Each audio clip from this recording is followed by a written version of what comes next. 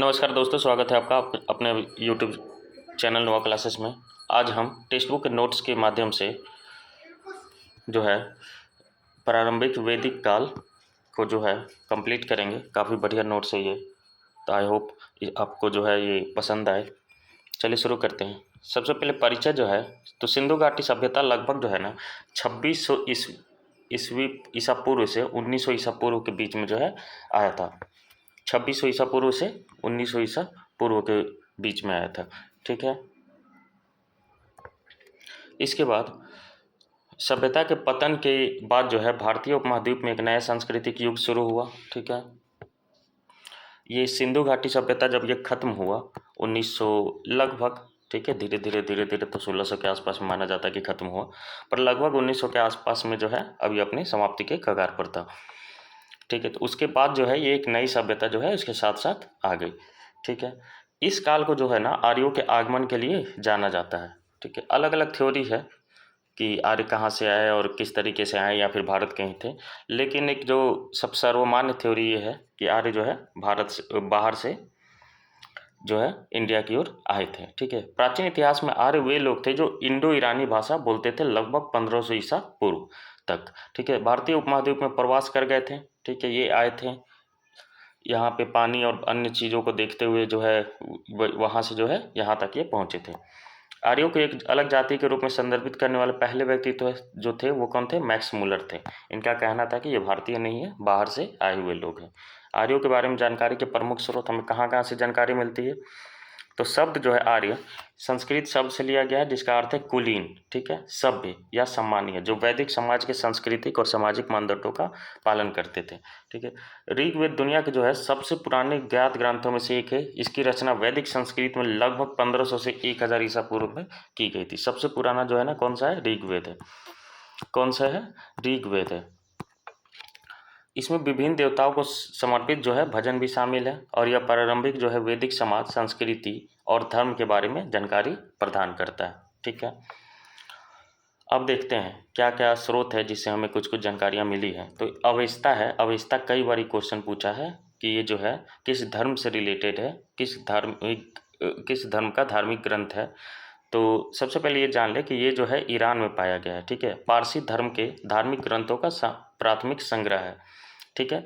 इसमें ये जो अवेस्ता है ये ईरानी भाषा में लिखा गया है। ये कैसे लोग थे? ये पारसी लोग थे। इसका वैदिक आर्यों से गहरा संबंध जो है रहा है अवेस्ता का। इसके अलावा एक मित्रेयी जो है शिलालेख था जो कि सीरिया में पाया गया है। ठीक है। ये क्वेश्चन पूछे जा सकते हैं कि मित्रेयी जो शिलालेख है वो कहाँ पाया गया था? सीरिया में पाया गया। ठीक है। इसमें जो है ना इंद्र, वरुण और मित्र जैसे वैदिक देवताओं का उल्लेख है जो वैदिक आर्यों के साथ सांस्कृतिक और धार्मिक संबंधों का संकेत देते हैं। ठीक है। इस शिलालेख में जो है कि जो कि सीरिया में पाया गया है, इंद्र, वरुण और मित्र जैसे वैदिक देवताओं का उल्लेख किया गया। अब सीरिया में उल्लेख किया गया है, इसका मतलब कोई ना कोई कनेक्शन जो है वहाँ से भी जरूर पाया गया है, जो वैदिक आर्यों के साथ सांस्कृतिक और धार्मिक संबंध जो है ये दिखाता है। ठीक है। एक और जो है शिलालेख पाया गया है, कस्साइट शिलालेख, इराक में पाया गया है। ठीक है। भी विशेष रूप से उनके राजाओं और देवताओं के नामों के संदर्भ में भारत ईरानी प्रभाव के साक्ष्य दर्शाते हैं। ठीक है। भारत और ईरान का जो संबंध है, ठीक है, इसको लेकर के कसाइट शिलालेख में जो कि इराक में पाए गए हैं, इसमें भी जो है राजा और देवताओं के नामों में जो है समानता है और कुछ इस तरीके की चीज़ें पाई गई हैं जिससे लगता है कि इनका जो है आपस में कनेक्शन रहा है भारत और ईरान के बीच में। आर्यों की उत्पत्ति जो है ना और भारत में उनका प्रवेश कैसे आए, कैसे उत्पन्न हुए और भारत में कैसे कब प्रवेश किए, तो सबसे ज़्यादा जो रूप से स्वीकृत सिद्धांत क्या है? वो कहता है ना कि आर्यों की उत्पत्ति मध्य एशिया के मैदानों से हुई थी। ठीक है। जैसे कि आधुनिक रूप में जाने तो कजाकिस्तान हो जाएगा। ठीक है। और दक्षिणी रूस के क्षेत्र के आसपास, ठीक है, मध्य एशिया में हुई थी। और भी थ्योरी है लेकिन सबसे ज़्यादा यही माना गया है। अन्य सिद्धांत जैसे पूर्वी आल्प्स, डेन्यूब घाटी और यहाँ तक कि आर्कटिक जैसे क्षेत्रों में उत्पत्ति का सुझाव देते हैं। ये आर्कटिक वाले जो है हमारे बीजी तिलक यानी कि बाल गंगाधर तिलक ने थ्योरी दिया था, जो थोड़ा मानना मेरे लिए भी पर्सनली मुश्किल है, पर ठीक है, ये थ्योरी जो है बीजी तिलक ने दिया जाता है। माना जाता है कि आर्यों ने 1500 ईसा पूर्व के आसपास भारत में प्रवेश किया था। ठीक है। वे कौन से? खैबर दर्रे जैसे जो है ना उत्तर पश्चिमी दर्रे से होकर चले गए, और सप्त सिंधु। सप्त सिंधु का मतलब क्या है? सिंधु और उसके साथ के जो सहायक नदियां हैं जो भी, ठीक है, उनका जो है उस क्षेत्र में आए, ठीक है, इस क्षेत्र में बस गए। कौन कौन से क्षेत्र आते हैं? तो पंजाब में आपको मालूम है कि 5 नदियों का भूमि है ये, तो ये तो सिंधु के ही सारे सहायक नदी है। हरियाणा के भी कुछ हिस्से इसमें शामिल हैं। आर्यों का प्रभुत्व, बेहतर सैन्य प्रौद्योगिकी, प्रभावी युद्ध रणनीतियों और सुव्यवस्थित सामाजिक संरचना, सांस्कृतिक आत्मसात और उन्नत कृषि प्रथाओं के कारण था, ठीक है।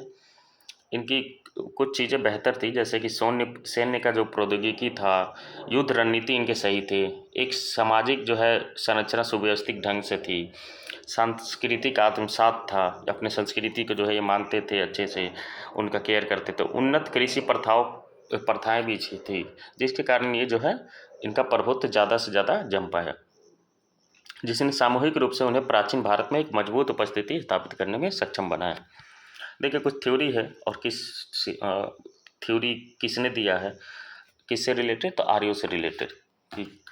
तो इसमें है, हम देखेंगे तो मध्य एशिया वाला जो थ्योरी दिया था मैक्स मूलर ने दिया था, ठीक है, याद रखें, मध्य एशिया, मध्य एशिया और माँ से मैक्स मूलर भी है। दक्षिणी रूस वाली जो थ्योरी दिया था ये गॉर्डन चाइल्ड ने और नेहिन ने दिया था, कि ये जो है दक्षिण रूस से आए थे, ठीक है। और इसके अलावा उत्तरी ध्रुवीय क्षेत्र वाली थ्योरी जो है ये बाल गंगाधर तिलक ने दिया था, जो कि आर्कटिक जैसे क्षेत्रों के बारे में बताते थे। वैदिक संस्कृति 2 भागों में विभाजित है, एक प्रारंभिक और दूसरा उत्तर वैदिक काल है, ठीक है। ध्यान रखेंगे कि जो ऋग्वेद का जो रचना हुई वो प्रारंभिक वैदिक काल में ही हुई थी। चलिए अब जानते हैं प्रारंभिक वैदिक काल के बारे में। प्रारंभिक वैदिक काल जिसे ऋग वैदिक काल से भी नाम से जाना जाता है, लगभग 1500 ईसा पूर्व से 1000 ईसा पूर्व तक ये रहा था। 1500 से 1000 ईसा पूर्व तक ये रहा था। इस युग का वर्णन जो है ना मुख्य रूप से कहाँ मिलता है? ऋग्वेद में मिलता है, ठीक है।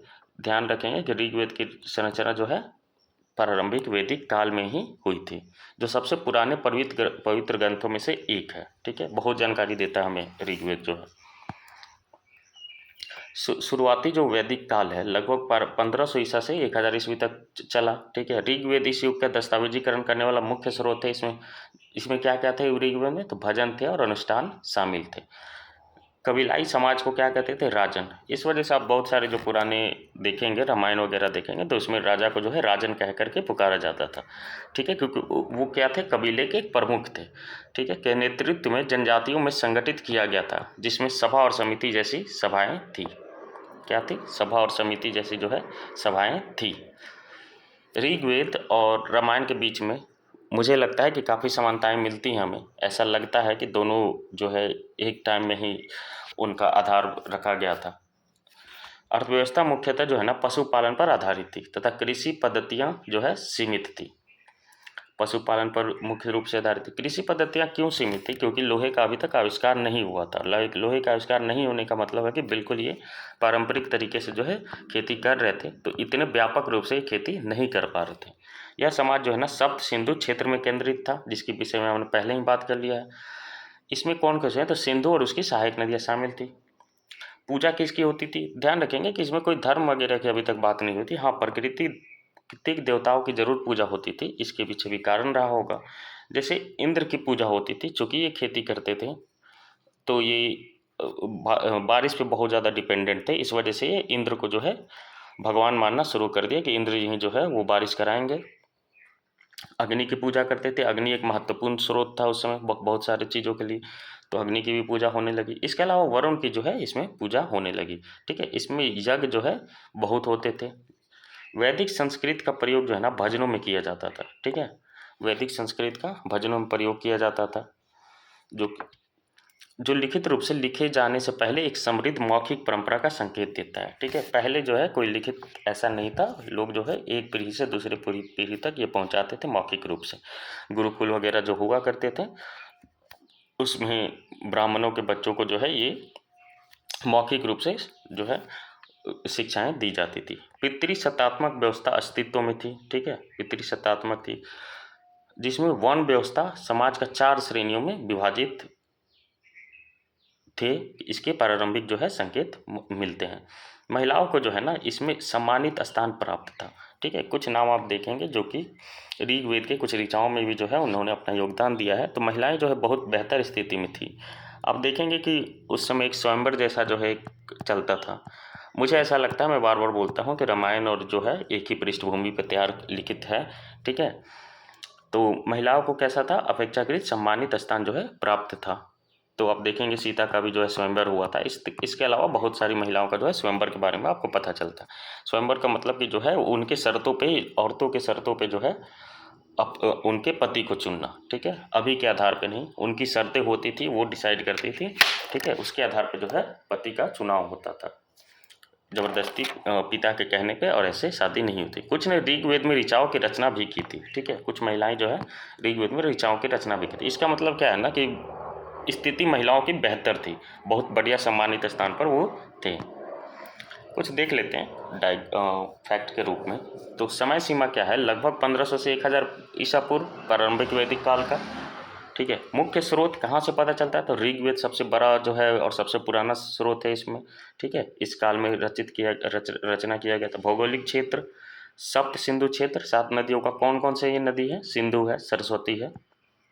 सरस्वती बहुत प्रमुख नदी थी, बहुत बार इसे जो है नाम लिया गया है, ठीक है।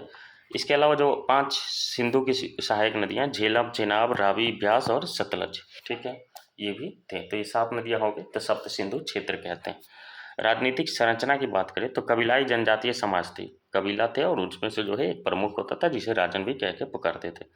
राजन क्या था, कबीले का एक प्रमुख था, कबीले के सरदार के रूप में इसे जाना जाता। सभा और समिति जैसी सभाओं ने सलाहकार की भूमिका जो है निभाई, ठीक है। 2 समितियाँ, एक सभा एक समिति थी। अब इसको ध्यान कैसे रखेंगे कि सभा कौन लोग थे और समिति कौन सी लोग थी, ये क्वेश्चन हमेशा हम जो है हमें ऐसा लगता है कि हम भूल रहे। तो सभ्य जो लोग थे, बस ये बताने के लिए बोल रहा हूँ मैं, सभ्य जो लोग थे वो सभा में थे, यानी जो कुलीन वर्ग के लोग थे, पढ़े लिखे लोग थे, वो कैस में थे, सभा में थे। जबकि समिति जो है ना आम लोगों की के लिए थी, और इसका प्रतिनिधित्व जो है ना राजा करता था, ठीक है। ये माना जाता था कि आम लोगों का प्रतिनिधित्व कौन कर रहा है, राजा कर रहा है। इसमें आम लोग भी जो है हिस्सा ले सकते थे, लेकिन सभा में कैसे लोग थे, सभ्य लोग थे, ठीक है, कुलीन लोग थे। आर्थिक संरचना की अगर हम बात करें तो पशुचारण पर ध्यान देने के साथ चालन जो है ना, पशुपालन जो अर्थव्यवस्था सबसे अधिक आप देखेंगे तो गाय जो है मूल्यवान थी। इस वजह से क्या है ना कि गाय की उसी चूँकि परंपरा को हम धीरे धीरे आगे की ओर बढ़ा रहे हैं और उसी को हम अपना आधार मानते हैं अपने धर्म का, तो इस वजह से गाय हमारे लिए बहुत जो है पवित्र जो है एक जानवर है, ठीक है। इसे हम पवित्र जानवर मानते हैं, अपने माँ के समान जो है हम उसे उसके बराबर हम मानते हैं, ठीक है, हिंदू धर्म में। क्योंकि हम ये जो सारा चीज़ है इसी के आधार पर है। अब बहुत सारे पूजा पाठ जो है इसी के आधार पे, इसी ऋग्वेद और इनके आधार पे जो है ये माना जाता है। तो गाय जो है ना अत्यधिक मूल्यवान थी, कारण रहा होगा क्योंकि खाने पीने की जो है बहुत ज़्यादा खेती वेती के बहुत साधन तो थे नहीं, तो दूध जो है एक बढ़िया साधन था जो कि गाय के थ्रू मिलता था, और ये एक पालतू जानवर था, ठीक है। इस वजह से गाय को जो है ज़्यादा तरजीह दिया गया उस समय के मामले में। सीमित कृषि की बात थी, ठीक है, क्योंकि कृषि चूँकि अभी मैंने बताया कि लोहे की खोज अभी तक हुई नहीं है, वो उत्तर वैदिक काल में होगा, तो इस वजह से औजार कोई ऐसे बहुत अच्छे वाले नहीं बने, तो इस वजह से कृषि कैसी होगी, तो बहुत सीमित अवस्था में होगी, ठीक है। एक जो है इसमें जौ और गेहूँ, ये जो है मुख्य रूप से कृषि की जाती थी। सामाजिक संरचना कैसी थी, पितृसत्तात्मक थी, ठीक है। समाज जो है ना जनजातियों में विभाजित है, ठीक है। कोई कठोर जाति व्यवस्था उस समय तक नहीं थी, प्रारंभिक वैदिक काल तक। वर्ण व्यवस्था थी, ठीक है, ब्राह्मण, क्षत्रिय, वैश्य और शूद्र, ठीक है। ध्यान रखेंगे कि दयाराम सरस्वती का जो है इनका कहना था, दयानंद सरस्वती का कहना क्या था कि वर्ण व्यवस्था ठीक है लेकिन जाति व्यवस्था गलत है, ठीक है। वर्ण व्यवस्था ठीक है लेकिन जाति व्यवस्था गलत है। वर्ण व्यवस्था कोई ऐसा नहीं था कि फैमिली में अलग अलग कोई ब्राह्मण परिवार का, ऐसा नहीं था। एक ही परिवार के अलग अलग लोग जो है अलग अलग वर्ण के हो सकते थे अपने कार्यों के आधार पे, ठीक है। इसलिए दयानंद सरस्वती क्या कहते हैं कि वर्ण व्यवस्था ठीक था, ठीक है, वेदों की ओर लौटो। धर्म क्या है, उसके बाद धर्म की बात करें, प्रकृति पूजा जैसे अग्नि की, वायु की, वर्षा की, ध्यान से देखेंगे तो ये सारे वैसे हैं। कुछ जो है डर लगता है, कुछ जो है उनकी लालसाएं लगती हैं, जितने भी पूजा अभी तक हो रहे हैं। ठीक है, प्राकृतिक तत्वों की पूजा। प्रमुख देवताओं में कौन थे? इंद्र थे, वर्षा और युद्ध के देवता थे। दो ही चीज थे उस समय, वर्षा महत्वपूर्ण था, अगर खेती हो रही है तो कोई बहुत बड़ा सोर्स तो उनके पास था नहीं कि यहाँ से वहाँ तक पानी ले जाएं या सिंचाई की व्यवस्था कर लें, तो वर्षा पे निर्भर थे। इस वजह से वर्षा के देवता भी जो है उन्होंने अपने मन, अब उन्हें लगा कि जो है इंद्र को जो है तरजीह ज़्यादा दिया गया, उन्हें ज़्यादा सबसे महत्वपूर्ण देवताओं में माना गया। युद्ध के भी देवता थे, क्योंकि युद्ध जो है उस समय होते थे तो किसी न किसी को आस्था के आधार पे माना जाता था, तो इंद्र को ही जो है ये मान लिया जाता था कि यही जो है युद्ध के भी देवता थे। ठीक है, अग्नि जो है आग के देवता थे। अग्नि को ऐसा माना जाता है कि ये ईश्वर और मानव के बीच में जो है कड़ी है, ये जो है जोड़ता है। इस वजह से क्या करते हैं, हम हवन करते हैं हिंदू धर्म में, क्योंकि हम हमारा ये मानना है कि ये जो है क्या करता है, जोड़ता है, ईश्वर और मानव के बीच में कड़ी है।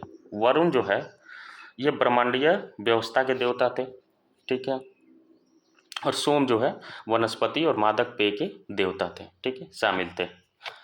हर चीज़ का जो है ना प्रकृति से रिलेटेड ही इनके देवता थे। अभी आप देखेंगे कि बहुत सारे इनमें देवता बहुत पॉपुलर नहीं है, जैसे वरुण बहुत ज़्यादा पॉपुलर नहीं है, हम बस टीवी सीरियल या कहीं नाम जानते हैं ऐसे वैसे करके। सोम जो है ये भी बहुत ज़्यादा पॉपुलर नहीं है, कोई भी सोम का पूजा नहीं करता, आपको पता है, क्योंकि ये सब प्रकृति वाले थी। इंद्र की भी पूजा बहुत ज़्यादा नहीं की जाती है, क्योंकि अब उस तरह की व्यवस्था ही नहीं बची। ठीक है, अनुष्ठान एवं बलि की बात करें तो यज्ञ जो है बलि अनुष्ठान जो है आम थे। अग्नि के माध्यम से देवताओं को अर्पित की जाने वाली आहुति। ठीक है, मैंने कहा ना कि अग्नि को क्या माना जाता है कि माध्यम माना जाता था, एक बीच की कड़ी माना जाता था ईश्वर और मानव के बीच में। तो अग्नि के माध्यम से देवताओं को जो है आहुति अर्पित की जाती थी। अभी भी हम करते हैं, यज्ञ करते हैं। जो समाज की देखे कैसा था, तो योद्धा गुणों पर ध्यान केंद्रित था। ठीक है, शिक्षा इस तरीके से रखने की कोशिश की जाती थी कि योद्धा बनाया जाए। युद्ध के देवता सबसे महत्वपूर्ण इंद्र को माना जाता था। सबसे मूल इकाई जो समाज की थी वो परिवार ही थी। ठीक है, भाषा एवं साहित्य के बारे में बात करें तो वैदिक ऋचा और अनुष्ठानों की भाषा संस्कृत थी। ठीक है, मौखिक परंपरा ऋग्वेद को लिखे जाने से पहले मौखिक रूप से आगे बढ़ाया गया था। ठीक है, प्रमुख व्यवसाय की बात मवेशी पालन और पशुपालन मुख्य व्यवसाय थे। कुछ कृषि भी होती थी और शिकार और युद्ध भी होते थे। ठीक है, प्रमुख हथियार की बात करें तो रथ, ठीक है, धनुष बाण, भाले और तलवारों का प्रयोग जो है किया जाता था। ये सारे जो है आपको रामायण में भी मिल जाएंगे, इसलिए मैं बार बार कह रहा हूँ कि ऐसा लगता है कि उसी के आसपास की पृष्ठभूमि पर तैयार किया हुआ वो जो है एक पटकथा कथा है। घोड़े युद्ध का एक अनिवार्य हिस्सा थे। ठीक है, महिलाओं की भूमिका, महिलाओं को समाज में जो है सम्मानजनक पूर्ण स्थान प्राप्त था। कुछ नाम याद रखेंगे, जैसे अपाला, इसने ना ऋचाएँ, इन्होंने जो है ना ऋचाएँ जो है उस समय ये कुछ पढ़ी लिखी और योग्य महिलाएं थी। घोषा, लोपामुद्रा, ठीक है, ऋग्वेद में ऋचाओं की रचना भी इन्होंने की है। ये काफ़ी जो है सम्मानित जो है महिलाएं थी उस समय की। व्यापार एवं विनिमय की बात करें, वस्तु विनिमय प्रणाली प्रचलित थी।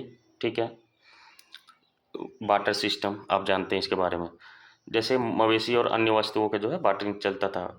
बाहरी व्यापार के समय कम जो है व्यापार के बहुत कम साक्ष्य मिले, चूँकि ये व्यापार बहुत बड़ी लेवल पर नहीं होता था, जैसे कि सिंधु घाटी सभ्यता में था। तो इसमें बहुत कम साक्ष्य मिले हैं कि व्यापार जो है बाहर देशों से या कहीं और से भी होता रहा होगा। ठीक है, सांस्कृतिक प्रथाएं बात करें तो संगीत और नृत्य धार्मिक अनुष्ठानों का हिस्सा थे। समाज धार्मिक अनुष्ठानों से जुड़े त्योहारों और उत्सवों का आनंद उठाता था। ठीक है, विज्ञान और ज्ञान की बात करें तो खगोल विज्ञान और चिकित्सा का प्रारंभिक ज्ञान था इनको थोड़े बहुत। चिकित्सा के लिए प्रयुक्त जो है जड़ी बूटी और प्रार्थनाएं। ठीक है, जड़ी बूटी, ठीक है, तो जड़ी बूटी के आप जानते हैं कि बहुत सारी मिलती है। संजीवनी बूटी लेने गए थे हनुमान जी, ठीक है, तो वो भी एक तरह की बूटी ही थी, क्योंकि एलोपैथिक दवाई तो ऑब्वियसली नहीं थी। ठीक है, इसके अलावा प्रार्थनाएं की जाती थी। कुछ क्षेत्रों की बात कर लेते हैं। ठीक है, तो आर्यावर्त किसे कहते हैं, तो उत्तरी भारत जो है, जैसे सिंधु गंगा का जो मैदान है इसे आर्यावर्त कहते हैं। हिमालय में से विंध्य पर्वतमाला तक, पूर्वी सागर, बंगाल की खाड़ी और पश्चिमी सागर अरब सागर के बीच ये पूरा इसका एरिया है। ठीक है, हिमालय से ऊपर से लेकर के विंध्य पर्वतमाला तक। ठीक है, पूर्वी में जो है बंगाल की खाड़ी और पश्चिमी में अरब सागर, ये बड़ा एरिया हो जाता है। ब्रह्मश्री देश, तो ये उत्तर प्रदेश के कहते हैं, गंगा और जमुना नदियों के बीच का क्षेत्र है। ब्रह्मवर्त हरियाणा और राजस्थान के कुछ हिस्से हैं इसमें, सरस्वती और द्विशदती नदियों के बीच में। मध्य देश की बात करें तो यूपी, बिहार, मध्य प्रदेश, ये सारे मध्य देश में आते थे। गंगा, जमुना और उनकी सहायक नदियाँ जो है उनके बीच की जो मैदान थे ये वाले हैं। सप्त सिंधु पंजाब वाले, सिंधु और उसकी सहायक नदियाँ सतलुज, रावी, चेनाब, झेलम, ये सारे थे। कुछ वर्णन है, ठीक है। तो उत्तर भारत में जो है ना उत्तर भारत में बहने वाली 42 नदियों के बारे में उसमें बताया गया है। सिंधु नदी का उल्लेख सबसे अधिक बार ऋग्वेद में किया गया है। इसे नदीतमा, ठीक है, सबसे पवित्र नदी कहा गया है। गंगा नदी का उल्लेख केवल एक बार किया गया है, याद रखेंगे। धन्व शब्द का जो है राजस्थान, रेगिस्तान के लिए प्रयोग किया जाता है। ऋग्वेद में हिमालय पर्वत और शिखर मुंजवत का उल्लेख है जो सोम के लिए प्रसिद्ध था, ठीक है। ऋग्वेदिक काल के पुरातात्विक साक्ष्य क्या क्या, कैसे पता चला हमें, तो क्या क्या साक्ष्य है, तो चित्रित धूसर मृद भांड मिले। मृद भांड एक बहुत बड़ा जो है साक्ष्य होते हैं। कई सभ्यताओं को पढ़ने के माध्यम से आप हमेशा एक मृद भांड के बारे में पढ़ते होंगे। कितना डेवलप था उनका मृद भांड, इस पर डिपेंड करता है कि कितना जो है समाज आगे था। एक चीज़ जानेंगे ना कि ऋग्वेद को 2007 में UNESCO memory of the world register में शामिल किया गया था, जिससे भारत इतिहास के प्रारंभिक साहित्यिक दस्तावेजों में से एक में से इसके महत्व पर प्रकाश डाला गया। देखिए एक चीज़ कुछ और मिले हैं, जैसे 13 कमरों वाला मकान मिला है भगवानपुरा हरियाणा में, तो मेरे अनुसार ये जो है किसी राजा महाराजा का घर रहा होगा। किलेबंद बस्तियाँ मिली हैं, रोपर, सराय, हीरा, कांस्य और लोहे के जो है औजार मिले हैं, ठीक है, ये लास्ट के समय में मिला होगा। हथियार और आभूषण जो है ये भी मिले हैं। पशुओं की हड्डियां मिली है। संगठित सामुदायिक जीवन के बारे में साक्ष्य मिले हैं। शोधकर्ता वैदिक लोगों को की वंशावली और प्रवासन प्रतिरूप को समझने के लिए प्राचीन अवशेषों से डीएनए साक्ष्य की खोज कर रहे हैं, ठीक है। कुछ पुरानी नाम थे नदियों के जो कि अब चेंज हो गया है, तो उसे देख लेते हैं। ये क्वेश्चन भी कई बार पूछे जाते हैं। जैसे कुंभ को अब खान या काबुल नदी कहते हैं। सुवास्तु को स्वात कहते हैं। क्रुमु को कुर्रम कहते हैं। गोमल जो है गोमती नदी को। वितास्ता जो है झेलम नदी को। पुरुषनी जो है रावी नदी को। पिपासा जो है व्यास को। सतुद्री जो है सतलज को। सदा नीरा गंडक, ये क्वेश्चन पूछा गया था हाल फिलहाल में किसी बिहार के एग्जाम्स में, मुझे याद नहीं आ रहा है किस एग्जाम में, लेकिन पूछा गया था। सदा नीरा जो है गंडक का एक और नाम। दुष्दिति जो है घग्गर या हकरा नदी को, ठीक है। मरुद विरुद्ध मारू नदी को। राजनीतिक संरचना की बात करें तो जनजातीय और पितृसत्तात्मक थी। जन सबसे ऊपर, सबसे छोटी इकाई कुल थी जो परिवार का मुखिया होता था। इसके बाद कुल परिवारों को मिलकर ग्राम बनते थे, ठीक है। ग्रामीणी होता था गांव का मुखिया। इसके बाद कुछ गांवों को मिलकर विस बनते थे जिसका मुखिया विस्पति होता था। इसके बाद जो है जनपद बनते थे, ठीक है, और इसके मुखिया को राजन कहते थे, ठीक है। सभा समिति जो है ना, ये सभा निर्णय लेने और शासन में महत्वपूर्ण भूमिका निभाती थी। कुल परिवार आप समझ गए, ग्राम समझ गए, 20 गांवों का समूह समझ गए। दशराग युद्ध जो है ना, जिसे 10 राजाओं की लड़ाई के रूप में भी जाना जाता है, का उल्लेख किस में है, तो 7वें मंडल में मिलता है। यह युद्ध जो है ना भरत के राजा सुदास, ठीक है, नाम याद रखें, और पंजाब में परुशनी नदी आदि रावी के तट पर लड़ा गया। तो माना जाता है कि एक तरफ ये और दूसरी तरफ 10 राजा जो है शामिल थे, जिसमें विजय जो है इनकी सुदास की हुई, ठीक है, सुदास की विजय, जिससे भरतों की प्रभुता जो है क्या हो गई, कायम हो गई। समाज की बात करें तो ऋग्वेदिक काल के दौरान जो है ना समाज गोत्र की अवधारणाओं के आसपास संगठित है, जिसे सामाजिक संगठन का आधार बनाए। वर्ण शब्द का प्रारंभ में अर्थ क्या था, रंग था, जो बाद में विकसित होकर समाज को विभिन्न समूहों में वर्गीकृत करने के लिए प्रयुक्त होने लगा। ऋग्वेद के 10वें मंडल में पाए जाने वाले पुरुष सूक्त में इस विभाजन का उल्लेख है, ठीक है। पुरुष सूक्त मैंने पहले भी एक बार पढ़ाया था, उसमें भी बताया था कि 10वें मंडल में पुरुष सूक्त है और इसमें जो है विभाजन का उल्लेख है, जो समाज के भीतर सामाजिक स्तरीकरण और भेदभाव की शुरुआत को दर्शाता है। पितृसत्ता प्रमुख थी, ठीक है, पिता का जो है सत्ता था। परिवार की वंशावली पुरुष वंश से चलती थी, जो पितृसत्तात्मक व्यवस्था को उजागर करती थी। शिक्षा और ज्ञान हस्तांतरण मुख्यतः मौखिक था, जो एक पीढ़ी से दूसरी पीढ़ी तक श्रुतियों, अनुष्ठानों और परंपराओं के मौखिक प्रसारण पर निर्भर था। इस काल ने एक संरचित और पदानुक्रमिक समाज की नींव डाली, ठीक है, जो वैदिक परंपराओं और रीति रिवाजों में गहराई से निहित था। ऋग्वेदिक काल में महिलाओं का समाज में अपेक्षाकृत उदार, ठीक है, और सम्मानित स्थान इनको प्राप्त था। वे धार्मिक अनुष्ठानों और बौद्धिक गतिविधियों में भाग लेते थे और यहाँ तक कि आधिकारिक पदों पर भी जो आसीन थी, काफ़ी बढ़िया स्थिति में थी महिलाएं। ये नाम मैंने पहले ही अपाला, लोपामुद्रा, एक बिसोआरा भी याद रखिए, ठीक है, ये प्रसिद्ध हस्तियाँ थी उस समय की। अब पहला जो है ना, उनकी ऋचाओं के लिए लोपामुद्रा को उनके ज्ञान और वैदिक मंत्रों में योगदान के लिए तथा विश्ववारा को भजन रचना में काफ़ी उनकी सक्रिय भागीदारी के लिए जाना जाता है। ऋग्वेदिक आर्य जो है ना, दोनों तरीके के थे, याद रखेंगे, शाकाहारी और मांसाहारी दोनों थे। अब कुछ उस समय के आभूषण थे जिनके नाम थे कर्ण शोभन, नाम से ही है, कान की बाली, कुरीर, ये याद रखेंगे, सिर का आभूषण, और ज्योचनी, अंगूठी को कहा जाता था। ऋग्वेदिक आर्यों की अर्थव्यवस्था मुख्य रूप से किस पे, कृषि और पशुपालन पर आधारित थी। ऋग्वेद के चौथे मंडल में कृषि का विस्तृत उल्लेख किया गया है, जिसमें जौ और गेहूं जैसी फसलों के महत्व पर प्रकाश डाला गया है। ठीक है, साड़ी का कपड़ा बुनने वाली महिलाओं को सीरी कहा जाता है। ठीक है, साड़ी का कपड़ा बनने वाली महिलाओं को सीरी कहा जाता है।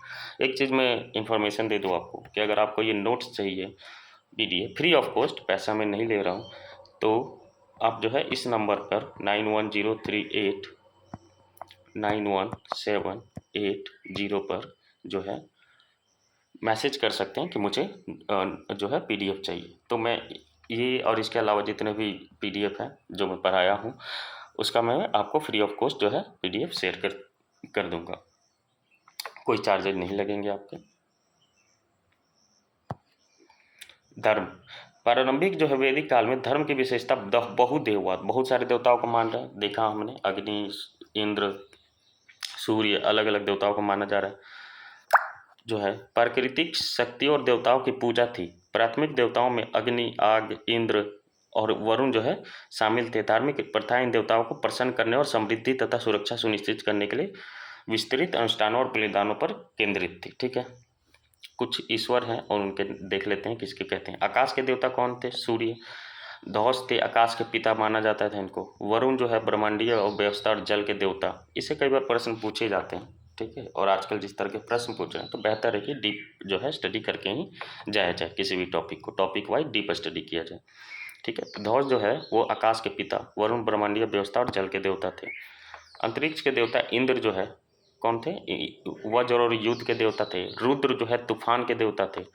ठीक है, वायु जो है हवा के देवता थे। पृथ्वी के देवता अग्नि थे। सोम थे, चंद्रमा और वनस्पति के देवता पृथ्वी देवी। इसके अलावा कुछ महत्वपूर्ण तथ्य हैं। ऋग्वेद में 100 पतवारों वाली एक नाव का वर्णन किया गया। ठीक है, याद रखेंगे, 100 पतवारों वाली एक नाव। एक छात्र लिखता है, देखिए यहाँ से काफ़ी इंफॉर्मेशन मिलता है।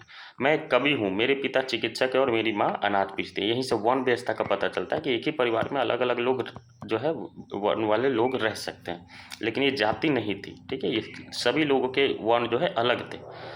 दास प्रथा प्रचलित थी। ब्रह्मांडीय व्यवस्था के देवता वरुण को ऋतस्य गोप कहा जाता था। सोम का उल्लेख 9वें मंडल में व्यापक रूप से किया गया है। ठीक है, सोम का उल्लेख याद रखेंगे 9वें मंडल में। गविष्टि और गेसु शब्दों का प्रयोग युद्ध के संदर्भ में किया जाता था। इसी के साथ ये जो है प्रारंभिक वैदिक काल हमारा समाप्त हो गया। आई होप ये क्लास आपको पसंद आया होगा। ठीक है, इसी तरीके के और भी बेहतरीन क्लास और बेहतरीन टॉपिक्स के लिए जो है मैं लगातार बिहार को जो है टारगेट करके क्लासेस ले रहा हूँ। तो आप इस चैनल को सब्सक्राइब कर लें, लाइक और शेयर करें। धन्यवाद।